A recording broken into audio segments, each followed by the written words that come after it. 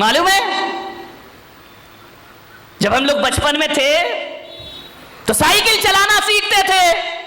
हमारे घर कोई भी आ जाए, वो घर में बात कर रहा, अपन उसकी साइकिल लेके भाग जाते थे।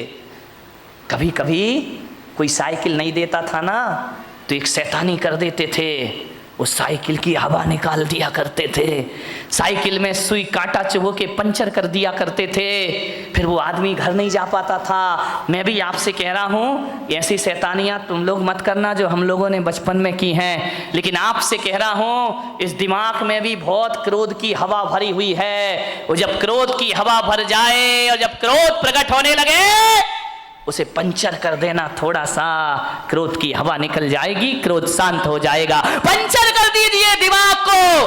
पंचर कैसे करेंगे? ऐसे मत करना कि तुम यहाँ पे कांटा चुभो रहे हो दिमाग में, पंचर नहीं, ये तो दुर्घटना घट जाएगी। पंचर करने का मतलब इतना ही है कि यदि सामने वाला गुस्सा कर रहा है, क्रोध कर रहा है, तो अपने क्रोध की हवा निकाल दो, अपने क्रोध के टायर ट्यूब को पंचर कर दो। कैसे पंचर कर दो?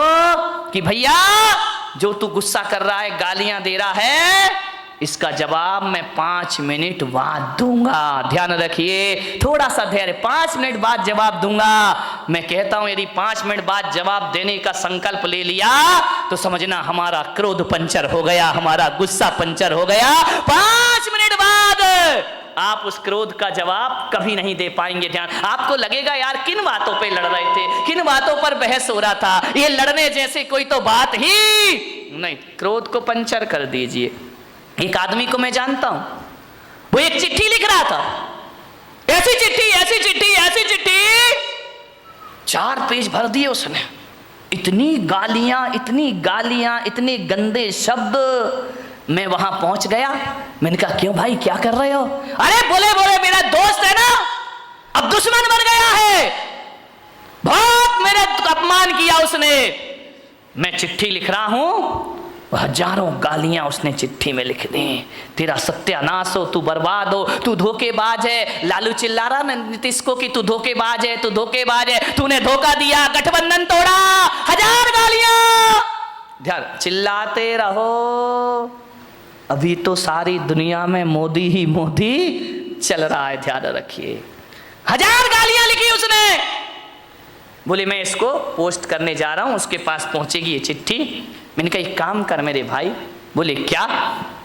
मैंने कहा एक काम कर, ये चिट्ठी तूने लिख दी? बोले लिख दी। मैंने कहा इसको आज नहीं कल पोस्ट ऑफिस में डालना, लेटर बॉक्स में डालना। बोले नहीं मैं तो आज ही डालूंगा। मैंने कहा नहीं तो कल डालना। तो बोले कि ऐसे क्या हो जाएगा महाराज, मेरा क्रोध ठंडा हो जाएगा। मैंने कहा बिल्कुल ठंडा हो जाएगा, तू हो या ना हो ये चिट्ठी तू कल डालना, लेकिन एक बात याद रखना, आज इस चिट्ठी को पैक मत कर, रखा रहने दे, कल पैक करना, टिकट लगाना और अपने दुश्मन के एड्रेस पर डाल देना। बोले ठीक है आप कह रहे तो ये नियम मैं पाल लेता हूं। उसने हजारों गालियां लिख करके एक लिफाफे में रख दी। दूसरे दिन जब डालने को गया तो उसने कहा कि यार एक बार पढ़ तो लूं, कोई गाली इसमें कम तो नहीं रह गई है। जैसे ही उसने पढ़ा, उसने देखा यार मैं कितना स्टैंडर्ड का आदमी और इतनी घटिया गालियां लिखा करता हूं, आप विश्वास नहीं करेंगे। जैसे ही उसने चिट्ठी पढ़ी, क्रोध शांत हुआ, चिट्ठी को फाड़ फूड़ कर डस्टबिन में डाल दिया। बोले जवाब देने से कोई मतलब। ध्यान रखना, क्रोध तात्कालिक पागलपन है। जब ये पागलपन पैदा होता है तो एक बात याद रखना, क्रोध तात्कालिक पागलपन की निशानी है। जब आदमी क्रोध में होता है तो पागलों जैसी हरकतें प्रारंभ कर दिया करता है। लेकिन एक बात ध्यान रखना, ऐसा पागलपन है जो जब पागलपन ये दूर होता है ना तो पश्चाताप दे करके जाता है हमारी जिंदगी को। सिवा पश्चाताप के हमारे हाथ कुछ लगता नहीं। क्रोध के तात्कालिक पागलपन को शांत करिए, वरना जिंदगी भर आपको पछताना पड़ेगा। ध्यान रखिए, क्रोध तो छोटी सी का टेम्परेरी चीज है, परमानेंट चीज नहीं है। लेकिन क्रोध में जो भी हम करते हैं वो हमें जिंदगी भर के लिए पश्चाताप दिया करता है। ध्यान रखिए, एक बात याद रखना, क्रोध पे थोड़ा ब्रेक लगाना है तो तात्कालिक उत्तर मत दीजिए, थोड़ा सा इंतजार करिए। क्रोध अपने आप शांत होकर के चला जाएगा। ये क्रोध पैदा क्यों होता है आप बताइए? हर आदमी को क्रोध आता है। क्रोध क्यों पैदा होता है? जब अपेक्षा बढ़ जाती है तो क्रोध का जन्म हो जाया करता है। उम्मीदें लगाते हैं हम बहुत ज्यादा उम्मीद लगाओगे, ज्यादा अपेक्षाएं रखोगे और उस अपेक्षा की उपेक्षा हो गई तो महाभारत प्रारंभ हो जाएगा। ध्यान रखिए, आप घर से चल के आ रहे हैं, आपका दोस्त रास्ते में मिल गया, आपने उम्मीद लगाई, आपने अपेक्षा लगाई कि राम राम करेगा, जय जिनेंद्र करेगा, देखेगा, मुस्कुराएगा, और यदि उसने नहीं देखा और तुम्हें देख करके मुंह फेर लिया, भीतर क्या प्रयोद होगा? क्रोध पैदा हो जाएगा। अच्छा बच्चों, हमसे ही बच के चल रहा है, हमसे आंखें फेर रहा है, कल तक हमारा दोस्त था, आज निगाहें फेर के जा रहा है, देख लूंगा मैं तुझे। क्रोध पैदा हो गया। ध्यान, भूतकाल के लिए कभी क्रोध मत करो। वो समय गुजर गया, वो परिस्थिति गुजर गई, वो वातावरण चला गया, क्रोध अभी तक सीने से लगा के बैठे हो। ध्यान रखिए, रात गई सो बात गई, भूल जाइए उसको। वरना कुछ लोग बचपन की दुश्मनी को आज तक अपने सीने से लगाकर, अरे किसी ने कुछ कह दिया, दो बातें कह दी, अरे तो क्या बिगड़ गया अपना है? यदि लड़ाई झगड़े में तुम जीत गए, जब भी ध्यान रखना, देवरानी से लड़ाई हो, सास से लड़ाई हो, भाई भाई की लड़ाई हो, बाप बेटे में लड़ाई हो, आदमी ये प्रयास करता है कि मैं जीत जाऊं, सामने वाला हार जाए तो बड़ी शांति मिला करती है। एक बात बताइए, आप एक बात मुझे बता दीजिए कि आप यदि छोटे मोटे झगड़ों में जीत गए तो क्या रामनाथ कोविंद आपको भारत रत्न का अवार्ड देंगे? नहीं देंगे तो बताओ, फिर खूब लड़ो, हाथ में डंडा ले लो, पत्थर, कौन सा सम्मान मिल जाएगा? यदि दो लोगों के विवाद में एक आदमी जीत गया तो उस समय ये सोचना, इससे मुझे कौन सी उपलब्धि मिल गई, कौन सा प्रधानमंत्री मेरा सम्मान कर देगा, कौन सा राष्ट्रपति मुझे अवार्ड देगा, कौन मुझे भारत रत्न बना देगा। आप बताइए, आप जीत भी गए भाई से झगड़ के, देवरानी से यदि जिठानी जीत भी गई तो कौन सा उसे वर्ल्ड कप इनाम में मिल रहा है? विचार करिए, आप इतना दिमाग लगा लीजिए। लड़ने की क्या जरूरत, झगड़ने की क्या जरूरत है? और इस लड़ाई में जीत भी गए तो कौन सा हमारा नाम हो जाएगा, कौन सी मालाएं हम पर डलेंगी? अरे इतना ही जीतने का शौक है ना, तो जाओ सीमा पर पाकिस्तान को जीत कर आओ, भारत तुम्हें सम्मान की निगाहों से देखेगा, हिंदुस्तान में तुम्हारा सम्मान बढ़ेगा।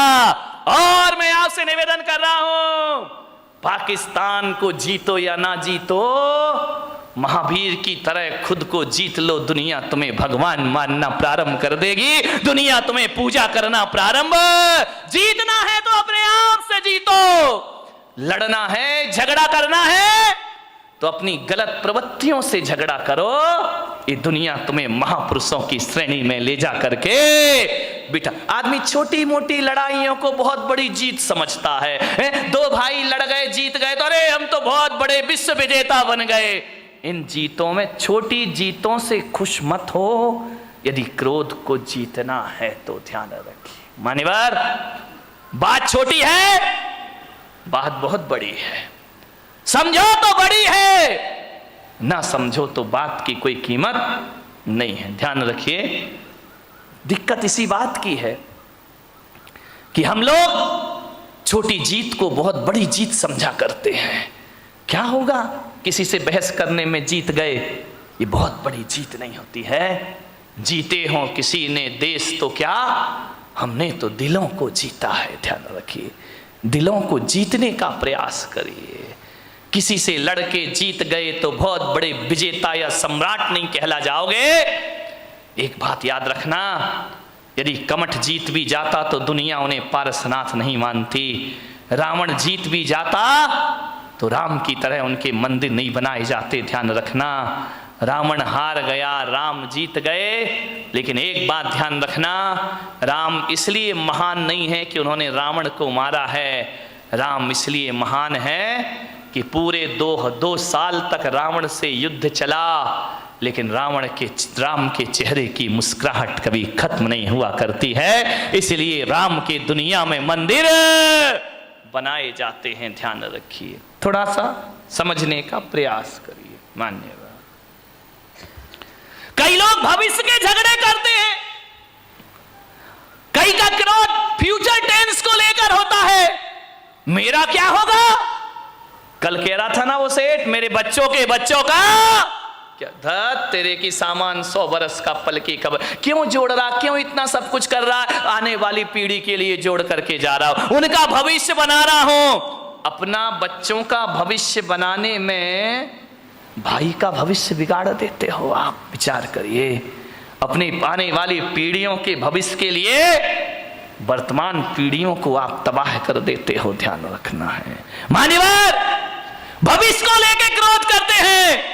एक मुल्ला नसरुद्दीन था, वो बंबई जा रहा था पूना से, यहां से तुम्हारी बारामती से बंबई जा रहा था। बेटा स्कूल से आया, जैसे ही स्कूल से बेटा आया उसने बैग रखा, मुल्ला ने तड़ा तड़ 10-20 चांटे जमा दिए उसके गाल में। पत्नी बोली, यार तुम्हारा दिमाग खराब हो गया है, बच्चा अभी स्कूल से आया है और तुमने इसको 10 चांटे लगा दिए। अरे मुल्ला ने कहा तू चुप खड़ी रह, तू बीच में मत बोल। अरे तो बोले तू मार काय को रिया है, बोले मैं बंबई जा रहा हूं इसलिए इसकी पिटाई कर रहा हूं। अरे यार ये कोई बात है कि तुम बंबई जा रहे हो बच्चे की पिटाई कर रहे हो। अरे बोले मार लेने दे आज इसको जी भर के। अरे बोले तू कैसा बाप है भाई, एक बाप बच्चे से दूर जाता है तो गले लगाता है, प्यार करता है, और तू इसकी पिटाई कर रहा। मुल्ला ने कहा आज इसे जी भर के पीट लेने दे, मैं बंबई जा रहा हूं, महीने भर लौट के नहीं आऊंगा, आज इसे पिटाई करके जाऊंगा।